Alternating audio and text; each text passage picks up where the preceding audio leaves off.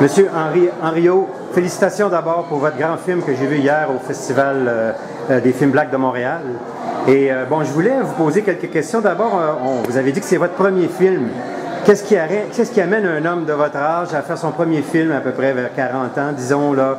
Alors, c'est quoi votre histoire pour arriver là? Mon histoire, c'est de comprendre l'Afrique, les deux continents. Vous savez qu'il y a eu une grande colonisation de la France par rapport à l'Afrique. Et après cette longue période, c'est de comprendre ces deux sociétés, c'est-à-dire cet Européen, ce Français en l'occurrence, qui va chercher une rédemption en Afrique. Il va dans un territoire qu'il ne connaît pas. Et dans le film, vous voyez, il a beaucoup exploité les Africains, ce marchand de sommeil, enfin, il arrive s'il y arrive, je ne vais pas vous raconter l'histoire, mais il va chercher quelque chose en Afrique qu'il n'a pas, une vérité. Et ce jeune Africain, qui lui n'est pas dans tout ce combat, il va chercher une autre vision, une autre richesse de l'Europe. Ce territoire lui convient à l'Europe. Et ce sont ces deux exils, et j'appelle ça, ce sont des destins croisés. Ce film est bâti sur, comme un millefeuille, avec une symbolique, avec des histoires, des clins d'œil et des réalités. Voilà, c'est cette incompréhension des deux cultures que j'ai essayé de mettre en scène. Vous aviez fait des films avant ça? Qu'est-ce que vous aviez fait en film? Non, j'ai jamais fait de film avant ça. Eh ben, c'est fantastique de pouvoir faire un film rapidement comme ça. Je veux dire, qu'est-ce qui s'est passé? Comment vous avez une éclosion? Il faut le sentir, c'est ça. Vous avez senti la chose. Il faut sentir les choses.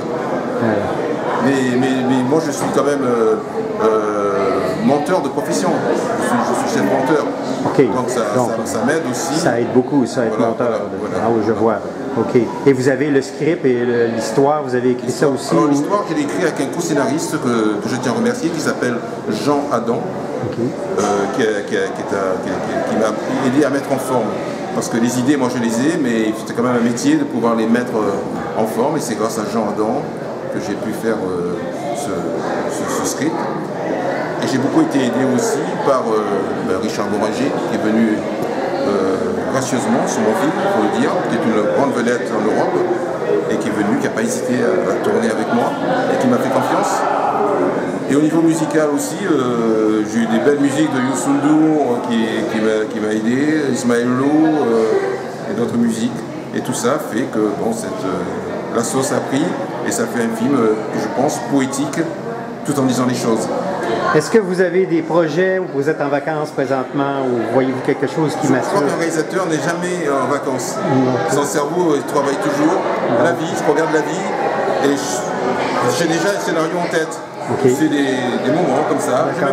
Je ne pense même pas, je ne l'écris pas. C'est déjà tout dans ma tête. Et après, on va s'installer, on va formaliser tout ça. Dans combien de temps vous pensez que vous pourriez faire un prochain film là? Vous savez, le cinéma, malheureusement, c'est de l'argent. Oui. Et je n'ai pas l'argent. Ok, d'accord. Donc le problème, c'est de trouver l'argent et ne pas être trop fatigué quand je dirais moteur. Bon, on va souhaiter que le film que vous avez fait, il rapporte quand même quelque chose, avec une bonne distribution et tout ça. Voilà. Et encore une fois, mille merci pour ce merveilleux film et bonne chance dans votre carrière. C'est moi qui vous remercie.